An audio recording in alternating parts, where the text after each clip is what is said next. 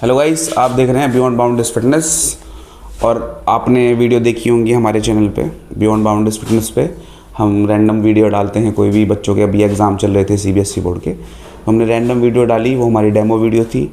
अब हम particularly class 11th और क्लास 12th दोनों के लिए सेपरेट वीडियो मैथ्स और फिज़िक्स की अपलोड करेंगे। ओके, सीक्वेंस वाइज हम अपलोड करेंगे। 11th क्लास की मैथ्स भी और फिजिक्स भी और 12th क्लास की मैथ्स और फिजिक्स भी सीक्वेंस में आपको चैप्टर देखने को मिलेंगे। ओके, तो आज हम शुरू करते हैं क्लास 11th में। Class 11th physics CBSE ICSE, आप कुछ भी समझ सकते हो, एक ही सब कुछ सेम ही होता है लगभग। आईसीएसई सीबीएसई 11th फिजिक्स, इसमें सबसे पहला चैप्टर है डायमेंशंस पढ़ते हैं। ठीक है, अब कोई फिजिक्स क्या होता है, फिजिक्स में हम सारे फिनोमिनास पढ़ते हैं, नेचर में जितने फिनोमिनास वगैरह हो रहे हैं।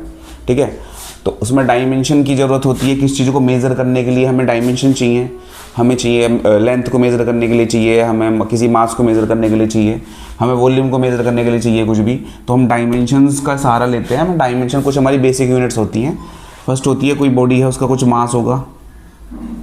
ठीक है, कोई हमारे पास किसी लेंथ है, कोई रोड है उसकी कुछ लेंथ भी होगी। ठीक है, और कोई फिनोमिना अगर हो रहा है, ये पेंडुलम इधर से इधर घूम रहा है, तो ये कुछ टाइम भी होगा। ठीक है, तो हमारी बेसिक यूनिट जो होती हैं कौन कौन सी होती है। मास के लिए हम कैपिटल M यूज़ करते हैं नोटेशन, लेंथ के लिए कैपिटल L यूज़ करते हैं और टाइम के लिए कैपिटल T यूज़ करते हैं। करंट के लिए हम कैपिटल A यूज़ करते हैं। ओके, ये हमारी कुछ बेसिक यूनिट्स होती हैं।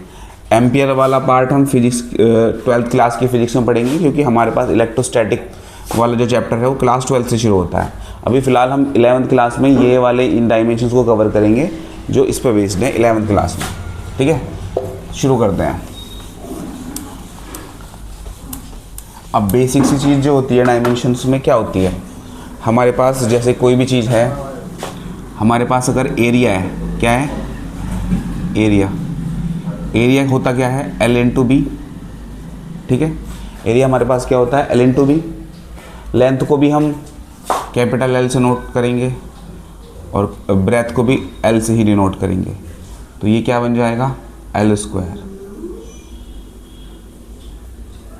ये डायमेंशन फॉर्मूला किसका बन गया L² का। ठीक है, एरिया का हमारा डायमेंशन फॉर्मूला हो गया L²। इस तरह लिख सकते हो आप इसको, आप इसको इस तरह भी लिख सकते हो M0 L2 T0। ओके, ये हमारा एरिया का हो गया। ठीक है, अब आते हैं हम वॉल्यूम पे। वॉल्यूम क्या होता है L into B into H। किसी भी चीज़ का वॉल्यूम निकालते हैं, क्या होता है area of base into height. Area of base आ जाएगा L इंटू बी और हाइट, तो अकॉर्डिंगली इसका क्या बन जाएगा L³ बन जाएगा। आप इतने समझदार हो, बाकी सब कर ही लोगे। L, ये भी L और हाइट भी हम L में ही लेते हैं, तो ये इस तरह से L³ बन जाएगा। ये हो गया हमारा वॉल्यूम का। एरिया हो गया, वॉल्यूम हो गया। फिर आता है हमारे पास स्पीड। स्पीड का फॉर्मूला होता है डिस्टेंस अपॉन टाइम। क्या होता है डिस्टेंस अपॉन टाइम। डिस्टेंस भी हम लेंथ L में लेंगे और टाइम हम किस में लेते हैं कैपिटल T में लेते हैं, तो इसका डायमेंशन फॉर्मूला बन जाएगा LT-1। ठीक है, तो डायमेंशन इज़ नथिंग बट, हमें ये फॉर्मूले पता होने चाहिए, बेसिक फॉर्मूले आपने ये 10th क्लास तक पढ़े होंगे सारे। एरिया, वॉल्यूम, स्पीड, अगर आपको ये इसकी समझ है, आप ये अपने आप अकॉर्डिंगली बना लेंगे। आपको लर्न करने की ज़रूरत नहीं है, आपको धीरे धीरे प्रैक्टिस से लर्न हो जाएंगे। एरिया हो गया, वॉल्यूम हो गया, स्पीड हो गया। सेम वेलोसिटी का आ जाएगा डिस्प्लेसमेंट अपॉन टाइम। एक्सेलरेशन का क्या आ जाएगा, एक्सेलरेशन क्या होता है वेलोसिटी अपॉन टाइम। वेलोसिटी होती है LT-1 और टाइम होता है T, तो ये बन जाएगा LT-2। ठीक है, फिर आता है फोर्स का। फोर्स होता है मास इंटू एक्सेलरेशन। मास की यूनिट होती है डायमेंशन यूनिट कैपिटल M और एक्सेलरेशन की होती है, हमने ऊपर ही निकाली है LT-2, तो हमारे पास फोर्स की आ गई MLT-2। इस तरह से आप बेसिक सारे फॉर्मूले बना सकते हैं। आपको बस ये बेसिक फॉर्मूले 10 तक के सारे फॉर्मूले आपको पता होने चाहिए। बहुत इजी चैप्टर है लेकिन बहुत इंपॉर्टेंट चैप्टर है, ये आपको आना चाहिए। ठीक है, तो ये बेसिक्स हैं, आपको सब बुक में मिल जाएंगी। ठीक है, और अब हम करते हैं, क्या करते हैं,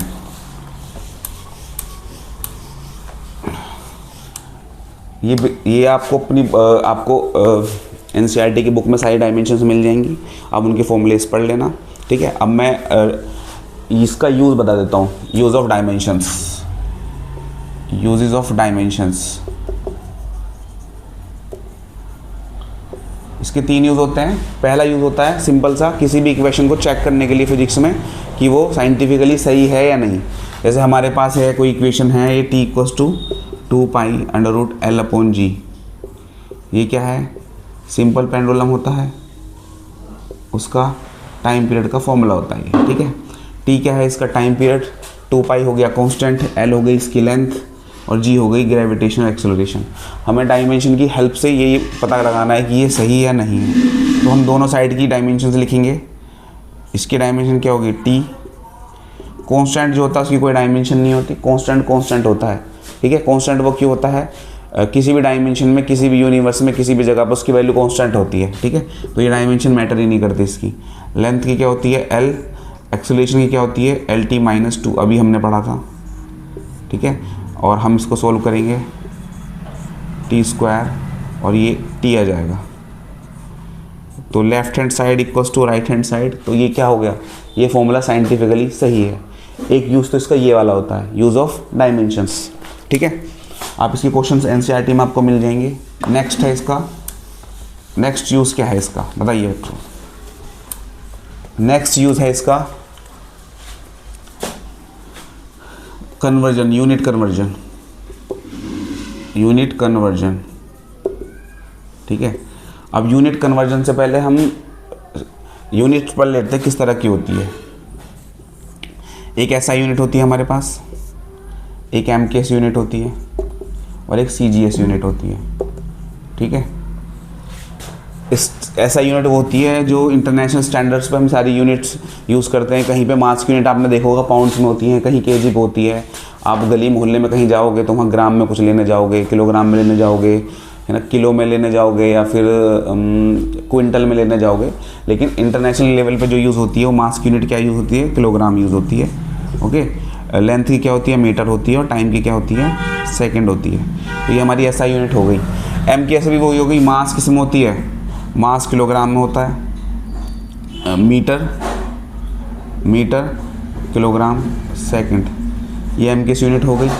ये हो गया सेंटीमीटर ग्राम सेकंड। लेंथ को सेंटीमीटर में लेते हैं, मास को ग्राम में लेते हैं, और टाइम को सेकंड में लेते हैं। CGS सिस्टम हो गया, ये MKS सिस्टम हो गया, ये SI सिस्टम हो गया। ओके, समझ आया। अब SI और MKS में क्या डिफरेंस है, आप बोलोगे तो सेम है। देखो, MKS में ये बेसिक यूनिट होती हैं। अब जैसे हम न्यूटन का फोर्स का फॉर्मूला पढ़ते हैं, फोर्स क्या होता है, मास इंटू एक्सेलरेशन। तो MKS सिस्टम में इसकी यूनिट क्या होगी, किलोग्राम मीटर पर सेकंड स्क्वायर। लेकिन SI सिस्टम में इसकी यूनिट क्या होती है, न्यूटन।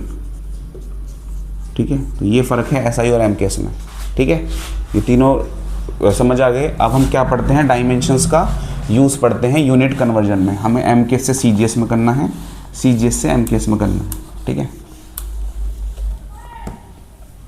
अब हमारे पास क्वेश्चन है, क्वेश्चन ले लेते हैं। Convert 1 newton into dyne. ठीक है, न्यूटन के ऊपर जब एप्पल गिरा था, ठीक है, तो एप्पल के साथ उसके ऊपर डायन्स भी गिर गई थी कुछ। तो हमें पता लगाना है 1 न्यूटन में कितनी डायन होती है। ओके, पता लगाते हैं। चलो, हमारे पास देखो, अब हमें 2 यूनिट कन्वर्ट करनी है। मान लो किसी सिंगल यूनिट में हमारी वैल्यू N1 है, दूसरी यूनिट में हमें N2 वैल्यू मिलेगी उसकी। आपने देखा होगा भाई, अब जैसे आप लिखते हो, लेंथ है किसी की 1 किलोमीटर, लेकिन उसे मीटर में करते हो तो कितना जाता है, 1000 मीटर। ठीक है, तो वैल्यू दोनों सिस्टम में अलग अलग होगी, N1 N2। मुझे इनको इक्वेट करना है। ठीक है, इक्वेट कर दिया। तो यहाँ पे मास की यूनिट क्या होगी, M1। लेट्स से यहाँ पे L1 और यहाँ पे T1। इधर क्या होगी, M2 L2 T2, इस तरह से वैल्यू होंगी, ठीक है। अब ये बिल्कुल इक्वल होंगी तो इनकी पावर भी सेम होगी, ए बी सी, ठीक है। तो अगर मुझे N2 में कन्वर्ट करना है तो क्या बन जाएगा, M1/M2, ठीक है।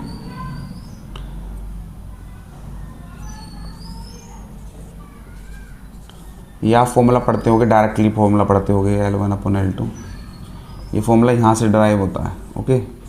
T1/T2, ये फॉर्मूला यहाँ से ड्राइव होता है, ठीक है। अब इसका हम यूज़ करते हैं।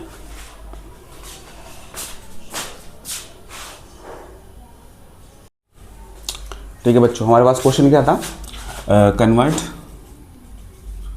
1 न्यूटन इंटू डाइन, 1 न्यूटन को डाइन में कन्वर्ट करना है हमें, ठीक है।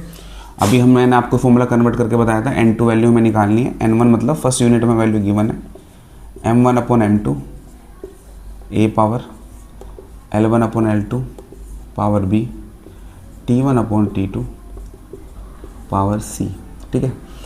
अब हमारे पास N1 की वैल्यू कितनी दी है, 1 न्यूटन, तो हमने 1 न्यूटन ले लिया, ठीक है। 1 न्यूटन क्या है, फोर्स की डायमेंशन है, क्या है ये, फोर्स की डायमेंशन हमने पढ़ी है MLT-2, ठीक है, अभी हमने पढ़ी थी। अगर आपको याद भी नहीं हो तो आपको ये पता होना चाहिए, बेसिक से फॉर्मूले आपने 9th और 10th में पढ़े होंगे। फोर्स क्या होता है, मास इंटू एक्सेलरेशन, तो मास इंटू एक्सेलरेशन यूनिट बनानी आपको आनी चाहिए, वो मैं आपको सिखा चुका हूँ, ठीक है। मास की यूनिट किस में है, इसमें ये हमारे पास SI यूनिट है, ओके। तो एक तरह से SI यूनिट मीन्स MKS है, ये MKS यूनिट, ठीक है। आगे समझ, तो MKS में मास की यूनिट क्या होती है, किलोग्राम। हमें डाइन में कन्वर्ट करना है, डाइन हमारे पास क्या है, CGS में, ये CGS में जो फोर्स की यूनिट होती है वो डाइन होती है, ठीक है। तो मास की वैल्यू क्या आ जाएगी, इसमें ग्राम में आ जाएगी, ठीक है। M की पावर यहाँ पे 1 है तो यहाँ पे 1 लगा देंगे। लेंथ की यूनिट क्या होती है, इसमें मीटर में होती है, MKS में। हमें कन्वर्ट किस में करनी है, सेंटीमीटर में, तो L2 की वैल्यू सेंटीमीटर आ गई, पावर आ गई हमारे पास 1, फिर से 1 आ गई। टाइम दोनों ही केस में सेकंड में होता है, तो सेकंड/सेकंड, और पावर आ गई इसकी -2, ठीक है। अब हम इनको सेम यूनिट में कन्वर्ट करेंगे। 1 किलोग्राम मीन्स होता है 1000 gram upon gram. 1 metre equals to 100 centimetre upon में 100 सेंटीमीटर। सेकंड अपॉन में सेकंड और पावर -2। इससे कट जाएगा, ये इससे कैंसिल आउट हो जाएगा, ये इससे कैंसिल हो जाएगा, 10⁵ डाइन आ जाएगा हमारे पास। तो 1 न्यूटन में क्या होता है, 10⁵ डाइन होती है। ये यूनिट हमारी MKS में थी, हमने इसको CGS में कन्वर्ट कर दिया है, ठीक है, ओके। हमने हॉलीवुड मूवी का CGI लगा के हमने इसको MKS से CGS में कन्वर्ट कर दिया है, ठीक है। बचा इसका थर्ड यूज़ डायमेंशंस का, वो हम नेक्स्ट वीडियो में कवर करेंगे। और आपको मैथ्स की वीडियो ऑल्टरनेट डेज में मिलेंगी, 11th क्लास की, 12th क्लास की, फिजिक्स और मैथ्स दोनों वीडियो मिलती रहेंगी आपको। बाय।